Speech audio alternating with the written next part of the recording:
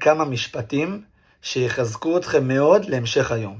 לא המבקר הוא חשוב, וגם לא מי שמצביע על מידתם של החזקים או האופן שבו היו צריכים לפעול. השבח מגיע לאנשים הנאבקים בזירה, שפניהם מכוסים אבק, יזע ודם, ששואפים כל הזמן וטועים שוב ושוב, מפני שאין מאמץ בלי טעויות.